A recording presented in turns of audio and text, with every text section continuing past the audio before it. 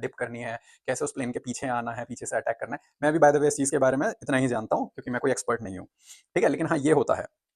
तो उसमें उस मैन्यूवरिंग कैपेबिलिटी में आप एआई को इंटीग्रेट कर रहे हो। अब आप उस लेवल पे पहुँच गए हो जहाँ आपका विज़न है कि आपको अगले 2-3 साल में, अभी जितना डेटा आया है उस हिसाब से तो काफ़ी कुछ बन गया है, लेकिन आपको 2-3 साल में और प्रिसिजन भी करना है। तो यूएस की आर्मी पूरी-पूरी शिफ्ट हो रही है।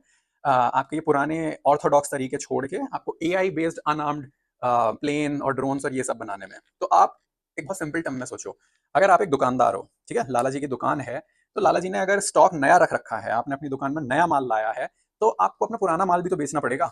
या तो पुराना माल आपका खराब हो जाएगा, सड़ जाएगा, तो आपका नुकसान होगा।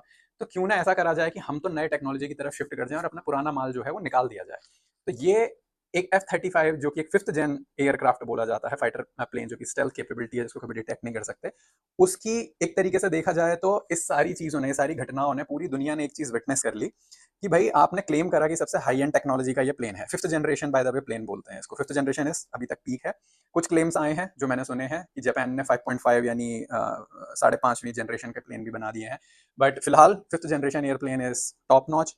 अब आपकी टॉप नॉच टेक्नोलॉजी में ग्लिचेस आ रहे हैं, उनमें खराबियां हो रही हैं, वो चल नहीं रहे, उनको डिटेक्ट कर लिया जा रहा है।